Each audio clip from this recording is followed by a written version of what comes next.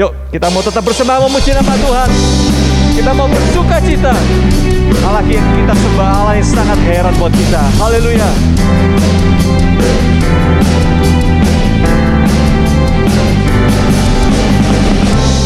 Begitu besar kasih telah tercurah bagi dunia, karyamu, kasihmu yang termulia, tiada terselami, tiada terselami. Besar dan ajak perbuatan, kau beri hidupmu bagi diriku. Tiada yang sepertimu, tiada yang sepertimu. Kau berkuasa selamanya, ku puji kau selalu. Semuanya betapa dalamnya, betapa lebarnya, betapa lebarnya kasih setiamu. Tiada bandingannya, tiada duanya, tiada seperti kau, Yesus Tuhanku.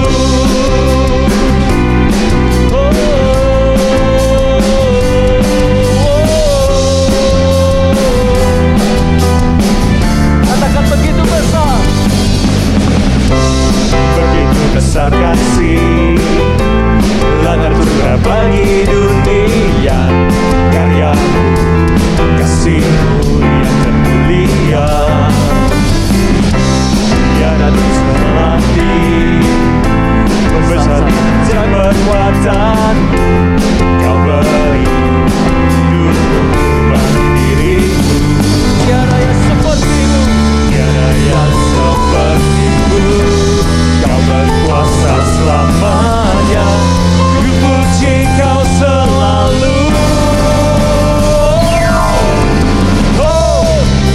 Betapa dalamnya, betapa lebarnya kasih setiamu. Tiada bandingannya, tiada duanya, tiada seperti kau, Yesus Tuhanku. Tiada bandingnya, betapa lebarnya kasih setiamu. Tiada bandingannya, tiada duanya, tiada seperti kau, Yesus Tuhanku.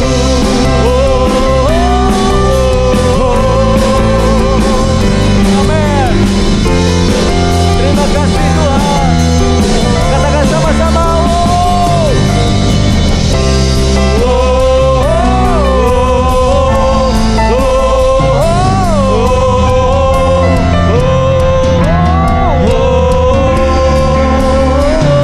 Sekali lagi.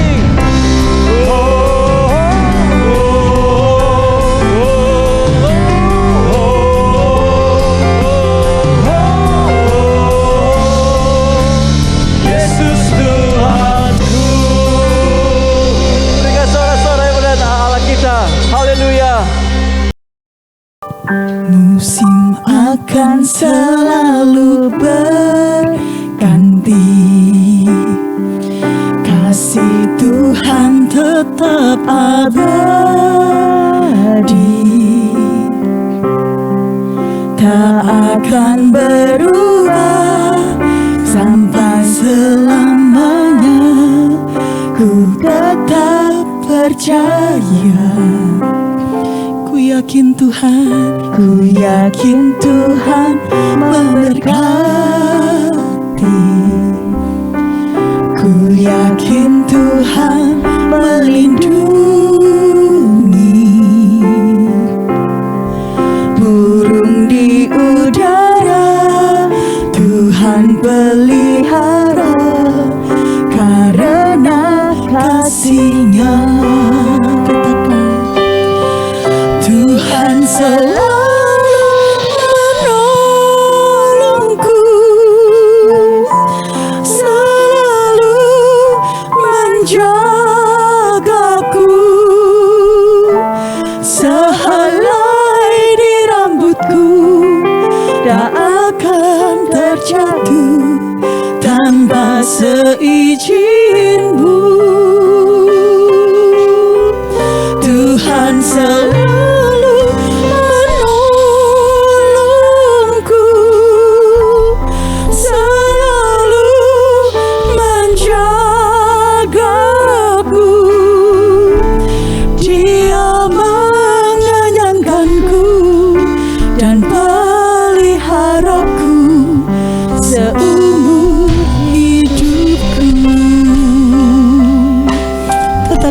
musim akan selalu berganti. Musim akan selalu berganti, kasih Tuhan tetap abadi, tak akan berubah sampai selamanya. Ku tetap percaya, ku yakin Tuhan memberkati, ku yakin Tuhan memberkati, ku yakin Tuhan melindungi. Burung di udara Tuhan pelihara, karena kasih-Nya Tuhan selalu menolongku, selalu menjagaku, sehelai di rambutku tak akan terjatuh tanpa seizin-Mu. Tuhan selalu menolongku, selalu menjagaku, Dia mengenyangkanku dan meliharaku seumur hidupku. Katakan sekali lagi, Tuhan selalu menolongku, menolongku, selalu menjagaku, menjagaku, sehelai di rambutku tak akan terjatuh tanpa seizin-Mu. Tuhan selalu menolongku, selalu menjagaku, Dia mengenyangkanku dan meliharaku seumur hidupku. Dia mengenyangkanku, Dia mengenyangkanku dan peliharaku seumur hidupku. Dia mengenyangkanku, Dia mengenyangkanku dan peliharaku seumur hidupku. Haleluya, mari kita sembah. Mari anak-anak angkat suaramu, sembah Dia, sembah Dia. Terima kasih Tuhan. Haleluya, kami bersyukur memiliki Allah yang setia seperti Engkau. Kami bersyukur Tuhan, kami tidak perlu takut Tuhan, sebab Engkau menjaga kami, Engkau melindungi kami anak-anak-Mu. Terima kasih Bapa, terima kasih Bapa. Tuhan selalu menolongku, selalu menjagaku, sehelai di rambutku tak akan terjatuh tanpa seizin-Mu. Tuhan selalu menolongku, selalu menjagaku,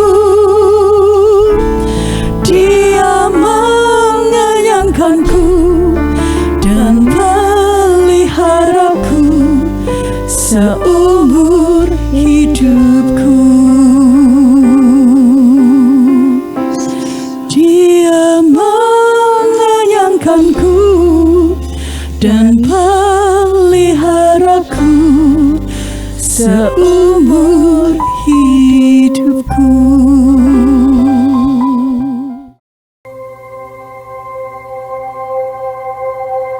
Lights, please. And there were in the same country shepherds, abiding in the field, keeping watch over their flock by night. And lo, the angel of the Lord came upon them. And the glory of the Lord shone round about them. And they were sore afraid. And the angel said unto them, Fear not. For behold, I bring you tidings of great joy, which shall be to all people. For unto you is born this day in the city of David a Savior, which is Christ the Lord. And this shall be a sign unto you. You shall find the babe wrapped in swaddling clothes, lying in a manger. And suddenly there was with the angel a multitude of the heavenly host praising God, and saying, Glory to God in the highest, and on earth peace, goodwill toward men.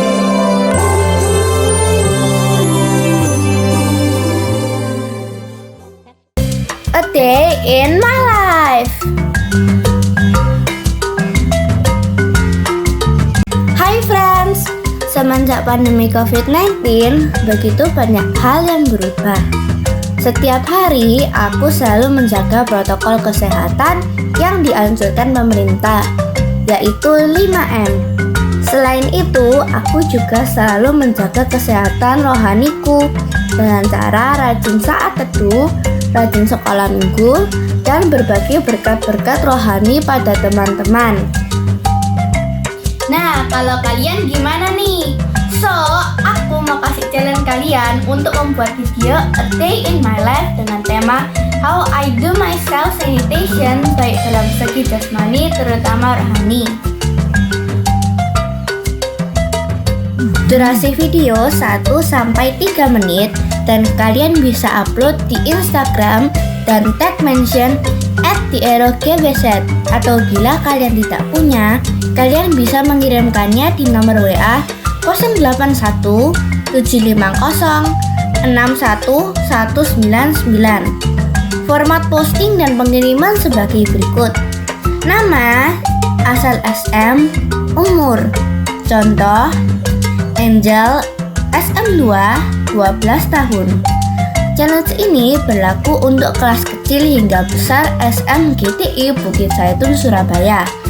Challenge ini akan berakhir pada tanggal 29 November 2022 dan pemenang akan diumumkan pada tanggal 1 Desember 2022 di IG @theerogbz dan YouTube @theerogbz. Buat video sekreatif mungkin ya. Aku tunggu video kalian. See you and God bless you all.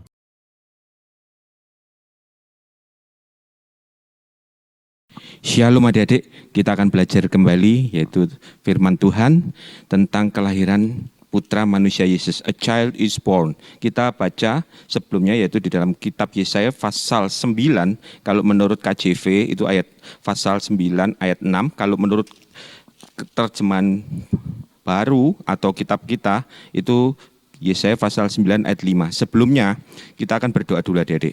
Bapa dalam sorga, terima kasih Tuhan. Sebentar lagi kami akan belajar firman Tuhan, terutama tentang kelahiran putra manusia Yesus. Tuhan, biarlah Roh Kudus yang membimbing kami untuk mengerti, untuk Tuhan bersyukur atas rahmat yang besar yang Tuhan berikan kepada kami. Terima kasih Tuhan. Tuhan urapi hamba-Mu yang akan menyampaikan firman Tuhan, juga urapi semua yang mendengarkan. Terima kasih Bapa dalam sorga. Di dalam nama Tuhan Yesus kami berdoa dan mengucap syukur.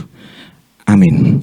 Nah adik-adik, kita akan belajar yaitu satu topik tentang a child is born, yaitu kelahiran putra manusia Yesus. Kita baca di dalam Yesaya pasal yang ke-9 ayat yang ke-5.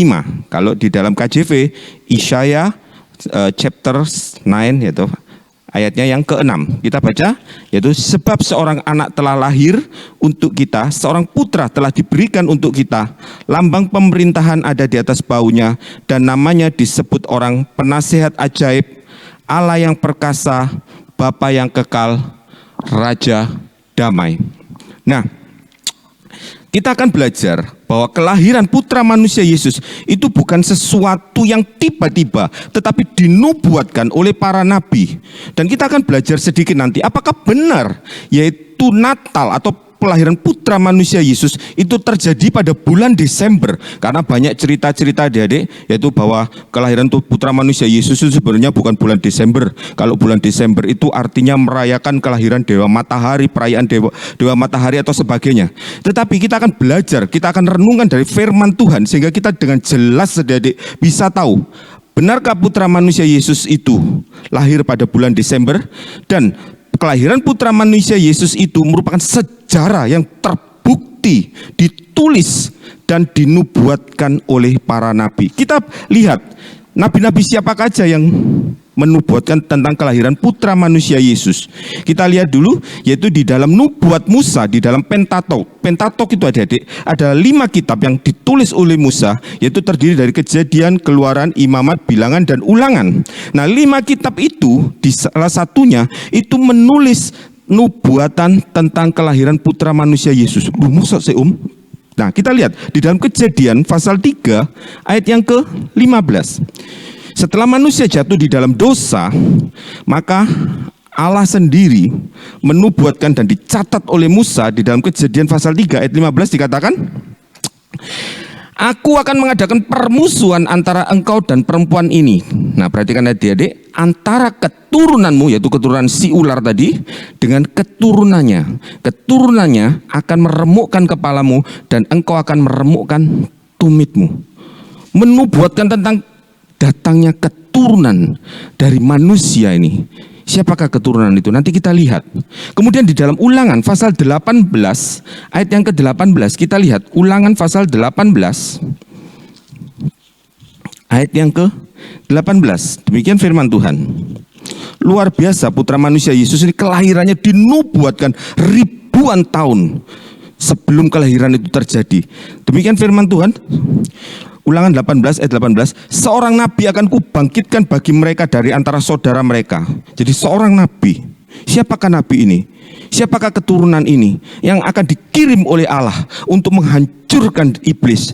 Seorang nabi akan kubangkitkan bagi mereka dari antara saudara mereka. Seperti engkau ini, aku akan menaruh firmanku dalam mulutnya, dan dia akan mengatakan kepada segala yang kuperintahkan kepadanya.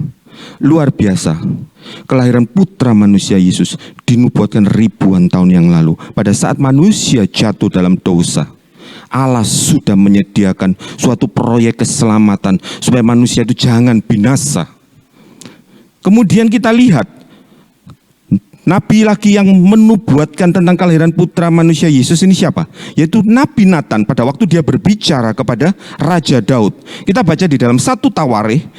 Nah, kita akan lihat bahwa benar-benar kelahiran putra manusia Yesus ini benar-benar juru selamat dunia yang dinubuatkan ribuan tahun oleh para nabi. Kita baca di dalam 1 Tawarikh. 1 Tawarikh pasal yang ke-17. 1 Tawarikh pasal 17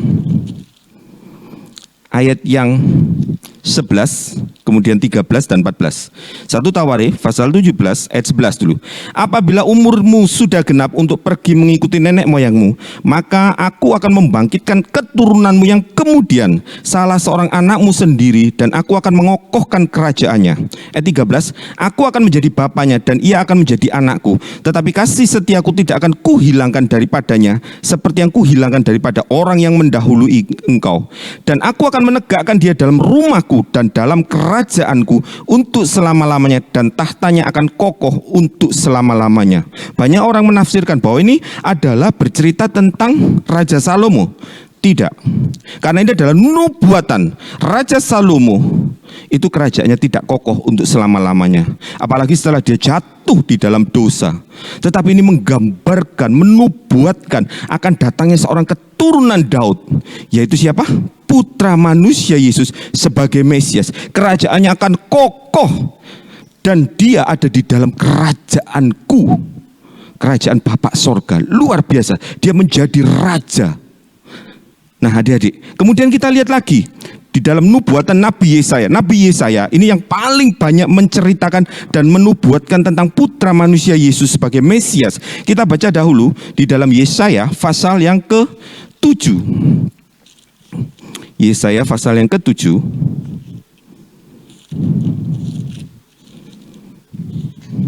Ayat yang ke-14.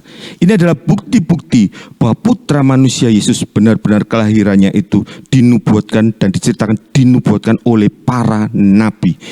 Yesaya pasal 7 ayat yang ke-14 dikatakan, sebab itu Tuhan sendirilah yang akan memberikan kepadamu suatu pertanda. Sesungguhnya seorang perempuan muda mengandung dan akan melahirkan seorang anak laki-laki, dan ia akan menamakan dia Immanuel. Luar biasa, Dedek.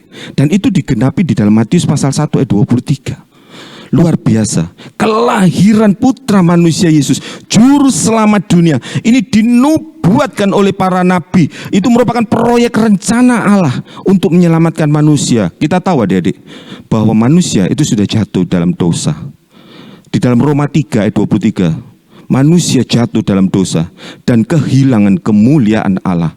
Dan di dalam Roma pasal 6 ayat 23 dikatakan upah dosa itu maut, sehingga manusia ini harus mengalami maut. Tetapi karena kasih Allah yang begitu besar kepada dunia ini, adik-adik, sehingga dia mengaruniakan putranya yang tunggal, yaitu putra manusia Yesus, supaya orang yang percaya kepadanya tidak binasa. Ayat yang terkenal Yohanes pasal 3 ayat 16. Luar biasa, kelahirannya dinubuatkan oleh para nabi. Kemudian kita lihat lagi di dalam Yesaya pasal 8 ayat yang ke-23, disambung Yesaya pasal 9 ayat 1, terus ayat 5 dan ayat 6. Demikian firman Tuhan.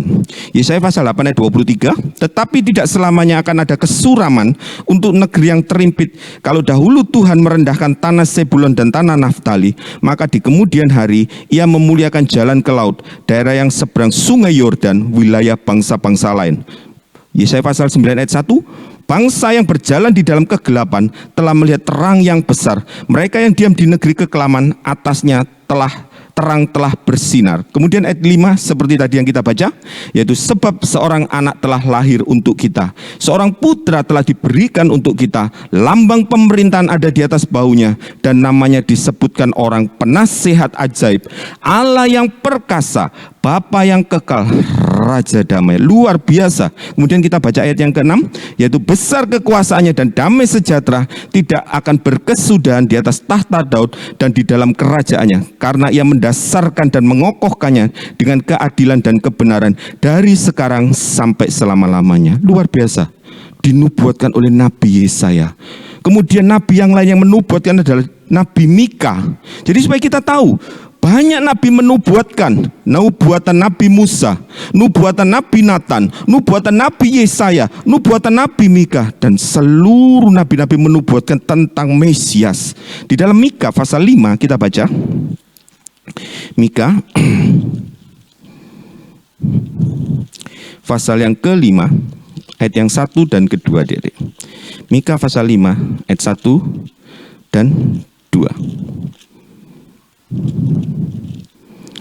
Tetapi engkau, hai Betlehem Efrata, hai yang terkecil di antara kaum-kaum Yehuda, daripadamu akan bangkit bagiku seorang yang akan memerintah Israel, yang permulaannya sudah sejak purbakala, sejak dahulu kala. Sebab itu ia akan membiarkan mereka sampai waktu perempuan yang akan melahirkan telah melahirkan, lalu selebihnya dari saudara-saudaranya akan kembali kepada orang Israel. Sudah dinubuatkan oleh Nabi Mika. Bahkan tempat kelahirannya pun dengan tepat dinubuatkan. Luar biasa Alkitab ini. Sungguh Alkitab ini adalah firman Tuhan yang dibuktikan, bukan cuma sekedar tiba-tiba muncul suatu kitab atau tiba-tiba ditulis oleh orang-orang, kadang-kadang menurut pemikiran orang-orang. Tetapi Alkitab ini benar-benar dinubuatkan, yaitu diilhamkan oleh Roh Kudus kepada para penulis-penulis dan tertulis selama ribuan tahun. Jadi kalau ada orang yang tidak percaya kepada Alkitab, itu adalah orang-orang yang sangat bodoh. Bahwa Alkitab ini sungguh-sungguh tertulis, dibuktikan oleh sejarah, adik-adik. Bahkan kelahiran putra manusia Yesus sebelum dilahirkan sudah dinubuatkan oleh para nabi dan dibuktikan, yaitu nubuatan para nabi digenapi di dalam kitab Matius pasal 1 ayat 21 dan 24, juga Lukas pasal 1 ayat 31 dengan kelahiran putra manusia Yesus. Karena itu apa adik-adik? Kita yakin dan percaya bahwa firman Tuhan itu ya dan amin, selalu digenapi. Bahkan dikatakan dalam kitab Yesaya, kita baca Yesaya pasal 14, supaya dari sejak kecil adik-adik kita belajar untuk percaya akan firman Tuhan. Dikatakan di dalam kitab Yesaya pasal 14 ayat yang ke-24, demikian firman Tuhan, Tuhan semesta alam telah bersumpah firman-Nya, sesungguhnya seperti yang ku maksud demikianlah akan terjadi, dan seperti yang kurancang demikianlah akan terlaksana. Rancangan Tuhan, apa yang dimaksud Tuhan di dalam firman Tuhan, itu pasti terjadi. Dan dikatakan di dalam Yesaya pasal 55, adik-adik kita baca. Hari ini kita belajar banyak ayat adik-adik, supaya kita mengerti bahwa apa yang dikatakan baik oleh pemberita firman, guru-guru sekolah minggu, semuanya itu berdasarkan firman Tuhan. Yesaya 55 ayat 11 dikatakan, demikianlah firmanku yang keluar dari mulutku, ia tidak akan kembali kepadaku dengan sia-sia, tetapi akan melaksanakan apa yang ku kehendaki dan akan berhasil dalam apa yang kusuruhkan kepadanya. Firman Tuhan tidak pernah gagal dan digenapi. Nubuatan para nabi tentang kelahiran putra manusia Yesus digenapi, bahkan tempat kelahirannya Bethlehem Efrata pun tepat digenapi. Kemudian kita lihat adik-adik. Nah, di dalam Yesaya pasal 9 ayat 5 kita akan belajar nanti satu persatu tentang itu apa lambang pemerintahan, tentang seorang putra diberikan, kita akan belajar. Tetapi sebelumnya adik-adik, pada beberapa waktu yang lalu, ngomong-ngomong sama Noel, anaknya wah sebentar lagi Noel, ini kita akan merayakan Natal, dan saat ini bulan Desember adalah perayaan Natal. Tapi Noel sempat ngomong, papi, katanya kalau bulan Desember itu, papi, bukan kelahiran Tuhan Yesus, papi. Katanya ada yang ngomong kelahiran Dewa Matahari. Akan ceritakan sedikit adik-adik bahwa bukti bulan Desember ini patut dirayakan oleh seluruh umat Kristen, bahwa bulan Desember ini janji Allah dibuktikan dengan kelahiran putra manusia Yesus.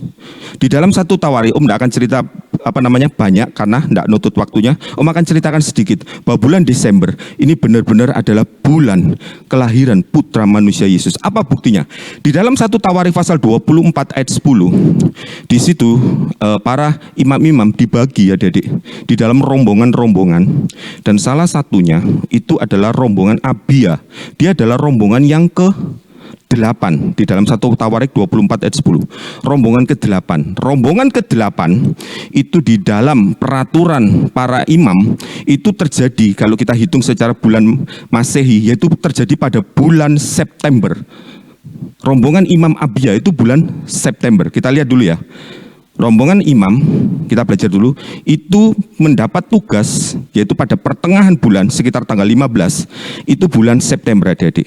Dan Nabi Zakaria itu bukan Nabi adik-adik, Imam Zakaria, yaitu dia adalah dalam rombongan siapa? Abia. Kita baca di dalam Lukas pasal 1, dia termasuk rombongan Abia. Lukas pasal 1 ayat 5. Pada zaman Herodes Raja Yudea adalah seorang imam yang bernama Zakaria dari rombongan Abia. Tadi dikatakan apa? Rombongan Abia itu menurut waktu untuk melakukan tugas yaitu bulan September adik-adik. Nanti dari mana? Itu kalau diterangkan panjang adik-adik. Nah, bulan September itu adalah rombongan Abia. Kemudian pada waktu malaikat Tuhan itu menemui Maria, itu pada saat itu terjadi apa? Dikatakan di dalam Lukas pasal 1 ayat yang ke-36 adik-adik. Lukas pasal 1 ayat 36 dikatakan, dan sesungguhnya Elisabet anakmu itu, ia pun sedang mengandung seorang anak laki-laki pada hari tuanya, dan inilah bulan yang ke-6 bagi dia yang disebut mandul. Kalau terjemahan Indonesia sehari-hari dikatakan apa? Dia sudah mengandung selama 6 bulan. Artinya apa? Sejak si Zakaria ini bertugas bulan September, 6 bulan kemudian adalah bulan apa, Dedek? Bulan Maret. Kita hitung. September, Oktober, November, Desember, Januari, Februari, Maret. Nah, jadi pada waktu malaikat itu berbicara kepada Maria dan Roh Kudus menaungi, itu benih putra manusia Yesus itu sudah ada di dalam Maria, adik-adik. Benih putra manusia Yesus sudah ada di dalam Maria. Jadi pada bulan Maret itu malaikat menemui siapa? Maria. Nah, kalau kita lihat secara umum loh adik-adik, kalau putra manusia Yesus itu lahir bukan secara prematur atau secara umum, maka apa? Dia lahir selama berapa? Di dalam kandungan selama berapa lama? Biasanya 9 bulan 7 hari atau 9 bulan 10 hari. Kalau kita lihat mundur tadi, bulan September pertengahan itu Sakaria itu melakukan tugas keimamannya 6 bulan kemudian, karena dikatakan yaitu malaikat berkata Elizabeth sedang mengandung 6 bulan, itu bulan Maret yaitu sekitar pertengahan bulan, maka 9 bulan kemudian adalah bulan apa? Bulan Desember. Bulan Desember, kenapa kok diperkirakan sekitar tanggal 25? Karena tadi perkiraan orang-orang melahirkan yaitu 9 bulan 7 hari atau 9 bulan 10 hari. Jadi bulan Desember itu bukan kelahiran Dewa Matahari, tetapi itu benar-benar adalah kelahiran putra manusia Yesus yang dilayakkan oleh seluruh dunia. Nubuatan para nabi digenapi. Firman Tuhan ya dan amin adik-adik. Luar biasa firman Tuhan ini. Karena itu adik-adik, kalau kita pada bulan Desember ini merayakan Natal, jangan takut, ini bukan hari apa? Kelahiran Dewa Matahari. Kalau ada yang bilang ini kelahiran Dewa Matahari, bukan. Karena itu adalah orang-orang yang ngawur yang ngomong. Tapi bulan ini adalah bulan Desember. Ini bulan yang penuh rahmat, di mana putra manusia Yesus diberikan kepada kita sebagai apa? Juru selamat. Kemudian kita lihat adik-adik, di dalam Yesaya pasal yang ke-9 ayat yang ke-5. Yesaya 9 ayat yang ke-5 dikatakan apa? Seorang putra telah diberikan. Kita baca Yesaya, kita kembali adik-adik di dalam Yesaya pasal 9 ayat yang ke-5.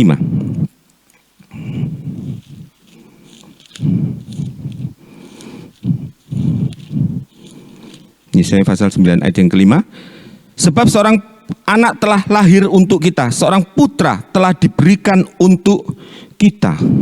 Dikatakan pertama seorang anak telah lahir, bahkan ditegaskan kembali anak itu bisa laki bisa perempuan. Tetapi dikatakan apa? Seorang putra, jadi benar-benar seorang laki-laki. Sekarang banyak adik-adik itu, bahkan di Jepang kalau nggak salah lahir Mesias itu seorang perempuan. Kalau adik-adik belajar firman Tuhan itu tidak cocok dengan kebenaran firman Tuhan. Kenapa? Bahwa Mesias itu lahir di Bethlehem Efrata sebagai seorang putra. Dan seorang putra diberikan, artinya apa? Itu bukti kasih Allah yang terbesar. Yohanes 3 ayat 16. Manusia sudah jatuh di dalam dosa, tetapi oleh karena kemurahan Allah, oleh kasih Allah, dia memberikan putranya yang tunggal, supaya orang yang percaya kepadanya tidak binasa, melainkan beroleh apa? Hidup yang kekal. Dan dikatakan apa buktinya? Ini kasih Allah yang terbesar. Dikatakan di dalam Yohanes pasal yang ke-15. Yohanes pasal 15 ayat yang ke-13 dikatakan, tidak ada kasih yang lebih besar daripada kasih seorang yang memberikan nyawanya untuk sahabat-sahabatnya.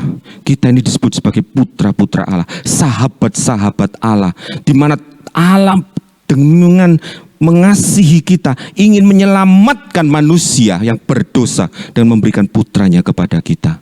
Karena itu kita wajib bersyukur adik-adik. Kita ini sebenarnya nggak layak, ya toh. Kita ini manusia berdosa, tapi karena kasih Allah di dalam kehidupan kita, diberikan putranya yang tunggal, supaya orang yang percaya kepadanya tidak binasa. Loh, berarti kalau orang yang tidak percaya Tuhan Yesus berarti nggak selamat? Ya. Di dalam Kisah pasal 4 ayat 12 dikatakan, tidak ada satu nama yang diberikan di bawah kolong langit ini yang olehnya kita boleh selamat. Tidak ada nama lain, hanya nama Yesus. Adik-adik harus berani memberitakan, hanya di dalam nama Yesus ada keselamatan kekal. Bukan dengan berbagai macam cara, dengan berbuat baik, dengan macam-macam supaya kita selamat, tapi hanya percaya kepada nama Yesus, putra manusia Yesus, itu ada keselamatan adik-adik. Kemudian kita lihat, dikatakan, kita kembali ke dalam Yesaya tadi, Yesaya pasal 9. Ayat yang kelima tadi dikatakan lambang pemerintahan ada di atas bahunya. Waduh, apa artinya? Lambang pemerintahan ada di atas bahunya. Dikatakan Kristus itu adalah pemegang kekuasaan sebagai raja. Kita baca di dalam 1 Korintus, dan itu adalah ketentuan dari Bapa sorga. 1 Korintus pasal 15. 1 Korintus pasal 15 ayat yang ke-25. Demikian firman Tuhan. Karena ia harus memegang pemerintahan sebagai raja sampai Allah meletakkan semua musuhnya di bawah kakinya. Lambang pemerintahan Kristus adalah firman Allah yang turun menjadi manusia. Dia adalah raja. Dia pemegang pemerintahan. Bahkan di dalam Kejadian pasal 49 ayat 10, bangsa-bangsa takluk. Kedudukannya sebagai raja, kedudukannya sebagai raja pemegang pemerintahan itu sudah dinubuatkan ribuan tahun yang lalu. Kita baca di dalam Kejadian pasal 49. Jadi bukan cuma sekedar omongan atau omong kosong, adik-adik, tetapi semuanya dibuktikan, dinubuatkan, direncanakan oleh Allah jauh-jauh sebelum peristiwa itu terjadi. Dalam Kejadian pasal 49 kita lihat berkat daripada Yakub. Kejadian 49 ayat yang ke-10. Dikatakan Kejadian pasal 49 ayat 10, tongkat kerajaan tidak akan beranjak dari Yehuda, putra manusia Yesus dari suku Yehuda, ataupun lambang pemerintahan dari antara kakinya sampai dia datang yang berhak atasnya, maka kepadanya akan takluk bangsa-bangsa. Luar biasa, adik-adik.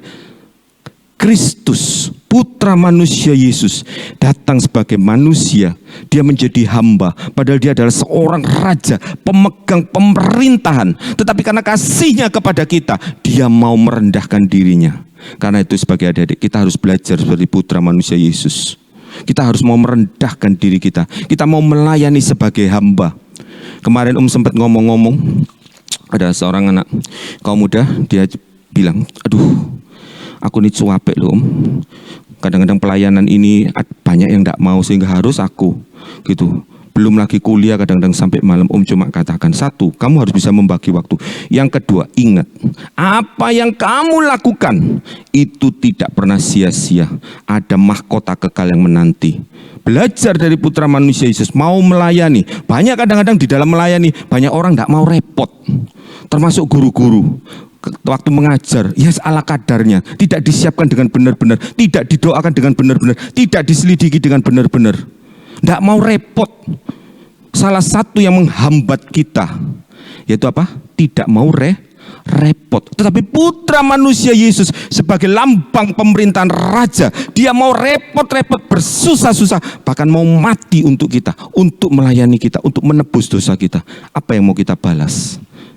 Kalau cuma repot sedikit, yaitu bersusah-susah, capek, ngantuk, itu kita persembahkan kepada Tuhan. Dan apa yang kita lakukan untuk Tuhan, itu ada upah kekal yang menanti kita.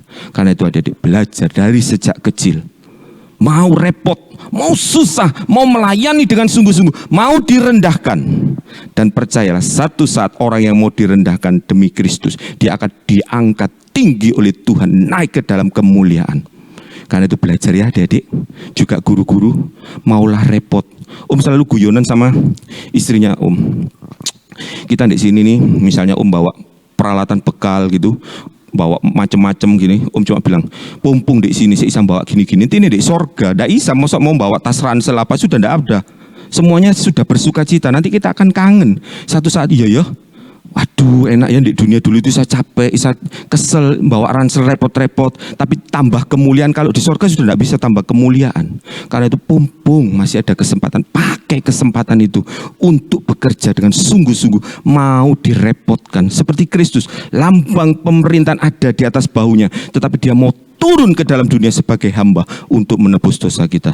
Dia adalah raja di atas segala raja. Dia adalah raja segala zaman. Kalau kita baca di dalam 1 Korintus 15 ayat 25, sepanjang masa dia adalah raja. Lambang pemerintahan ada di atas bahunya. Kemudian kita lihat lanjutnya, penasehat ajaib. Nah, luar biasa adik-adik. Pada saat kita mengalami masalah, Saat ini kita menghadapi berbagai macam masalah. Om di dalam pekerjaan menghadapi masalah. Kalau menghadapi masalah kadang-kadang aduh jalan buntu, susah. Om ingat ayat ini, ada penasehat ajaib. Dia yang selalu memberi nasihat kepadaku. Dia membuka jalan. Kita baca di dalam Mazmur, Raja Daud saat dia mengalami kesesakan, ada yang menghiburkan karena ada yang menasehati dia. Karena itu disebut orang penasehat ajaib. Kita baca di dalam Mazmur pasal yang ke-16. Mazmur 16 ayat yang ke-7. Mazmur 16 ayat 7. Aku memuji Tuhan yang telah memberi nasihat kepadaku. Ya, pada waktu malam hati nuraniku mengajari aku. Kita belajar. Kalau malam hari kita bersekutu dengan Tuhan, kita berdoa dari sejak kecil. Adik-adik, Om selalu anjur belajar untuk suka berdoa. Percuma kamu bisa melayani dengan bagus, tapi kalau tidak diimbangi dengan suka berdoa, pengurapan Roh Kudus tidak ada di atas kita. Apa yang kita lakukan cuma bagus di hadapan orang, tetapi tidak ada manfaatnya, tidak bisa mengubah roh seseorang. Yang terikat tetap terikat. Tetapi kalau kita suka berdoa, punya kuasa, apa yang kita kerjakan, Roh Kudus yang bekerja, itu akan bisa membebaskan dan membuat mujizat. Karena itu belajar untuk suka berdoa dari sejak kecil. Kemudian kita lihat lagi di dalam Mazmur pasal 73 sebagai penasihat ajaib. Mazmur 73 ayat yang ke-24. Mazmur 73 ayat 24 dikatakan, dengan nasihatmu engkau menuntun aku, dan kemudian engkau mengangkat aku dalam kemuliaan. Luar biasa. Kalau kita mau taat, mau dengar-dengaran, Tuhan menasihati kita. Satu saat Tuhan angkat kita naik tinggi, naik tinggi. Dunia boleh makin gelap, tetapi kehidupan anak-anak Tuhan akan semakin terang, semakin terang, semakin terang seperti rembang tengah hari. Dari kecil, sebagai murid-murid sekolah minggu, sukalah berdoa, maulah taat dan dengar-dengaran, maka hidupmu akan dijamin oleh Tuhan. Kemudian kita baca di dalam Yesaya pasal 11. Yesaya pasal 11 ayat yang kedua, demikian firman Tuhan sebagai penasihat ajaib.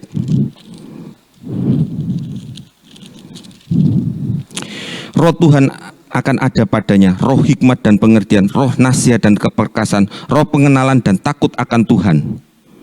Lambang pemerintahan, penasihat ajaib. Kenapa dia bisa menasihat dengan ajaib? Kita pun bisa memberi nasihat kepada teman-teman kita. Kalau roh Tuhan ada di atas kita, ada di dalam hidup kita. Karena itu orang yang suka berdoa, yang hatinya lekat erat dengan Tuhan, maka kata-kata nasihat, kata-kata hikmat itu akan menjadi bagian hidup kita. Sehingga kita bisa menguatkan orang lain. Bisa teman-teman kita yang lagi dalam kesusahan, mungkin ulangannya jelek, kita bisa memberi nasihat. Nasihat yang bukan cuma ngabab, tapi nasihat yang penuh dengan kuasa, adik-adik. Kemudian kita lihat sebagai Allah yang perkasa. Kita tahu Allah kita itu luar biasa. Tidak ada satupun perkara yang mustahil bagi dia. Kita baca di dalam Ayub pasal 42. Dia adalah Allah yang perkasa, Allah yang luar biasa. Karena itu adik-adik, kita bersyukur Tuhan Yesus, yaitu putra manusia Yesus, mau turun ke dalam dunia, lahir sebagai manusia untuk menebus dosa kita. Kita punya Allah yang luar biasa, Allah yang perkasa, dikatakan di dalam Ayub pasal 42 ayat yang kedua. Kita baca Ayub 42 ayat yang kedua.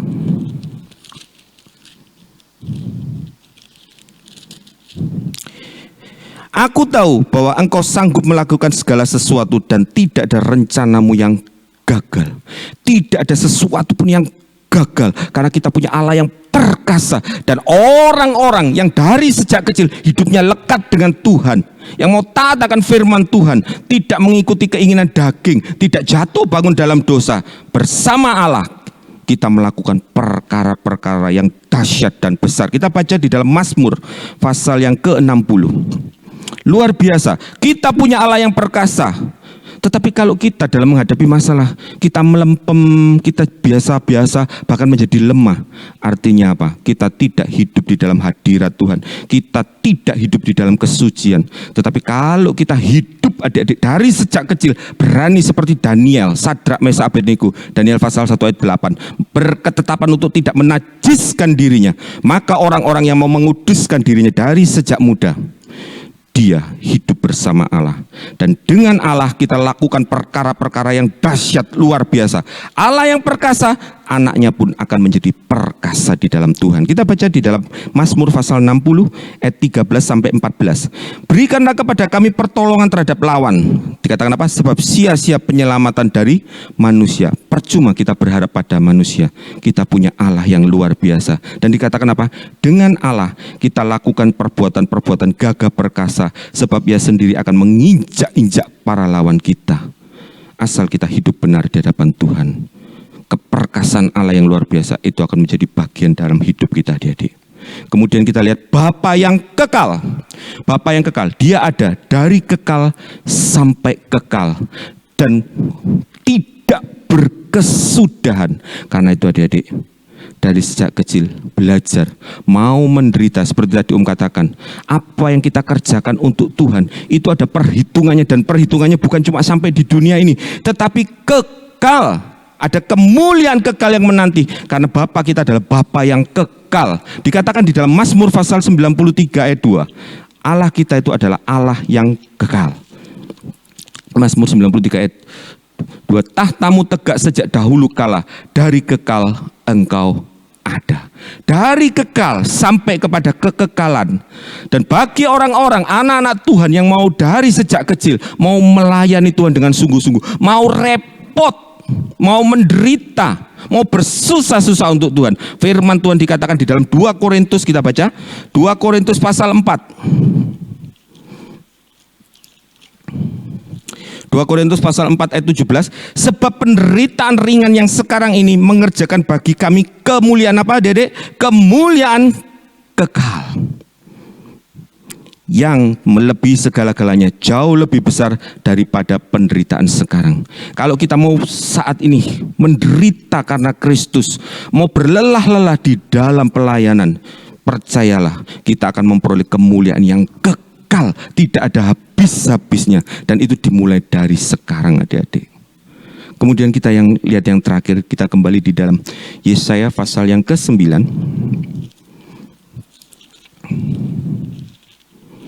Yesaya pasal 9 ayat yang kelima dikatakan, Bapa yang kekal, Raja damai. Dia adalah sumber damai sejahtera kita, adik-adik.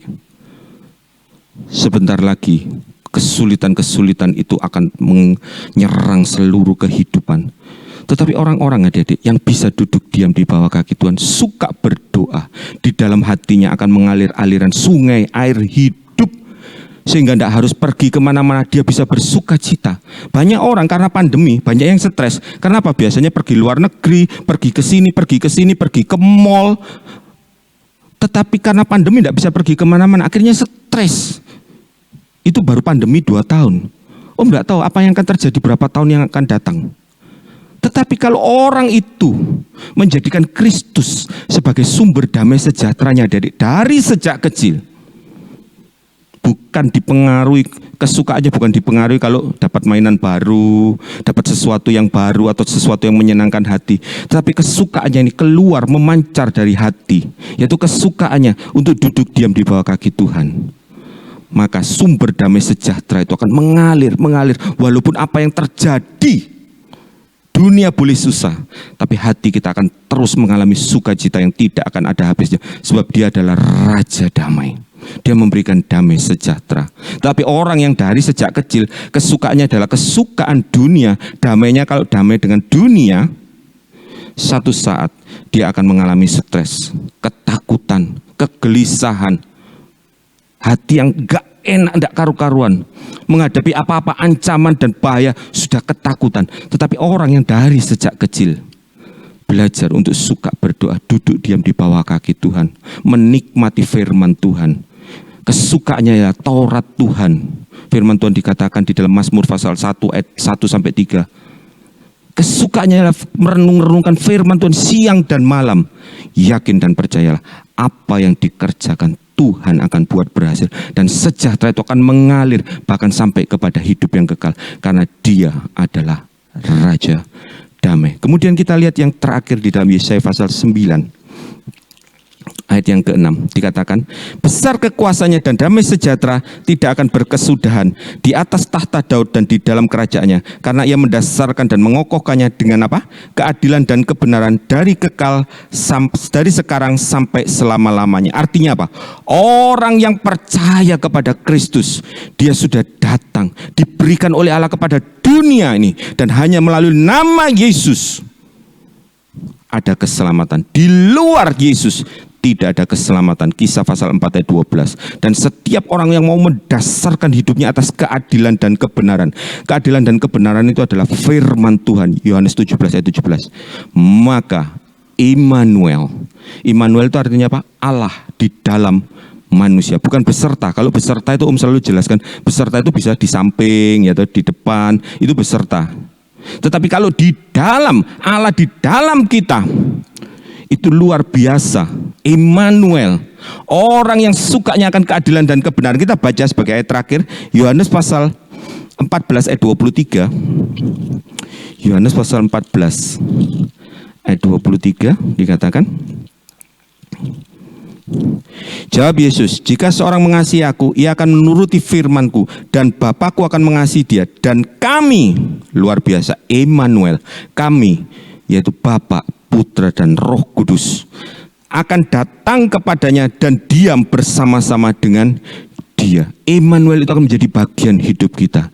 Karena itu adik-adik, luar biasa, bulan Desember ini bulan yang luar biasa. Seorang putra telah diberikan kepada kita, adik-adik. Jangan sia-siakan. Kita rayakan Natal dengan sukacita. Bawa jiwa, bawa teman-teman datang kepada Tuhan. Kita persembahkan kepada Tuhan jiwa-jiwa. Dari kecil belajar untuk cari jiwa. Dari kecil ajak teman-teman untuk datang, untuk ikut beribadah. Pada bulan Desember ini bulan yang baik untuk kita membawa jiwa. Dan jangan takut adik-adik. Bulan Desember bukan hari kelahirannya Dewa Matahari. Sekali lagi tegaskan.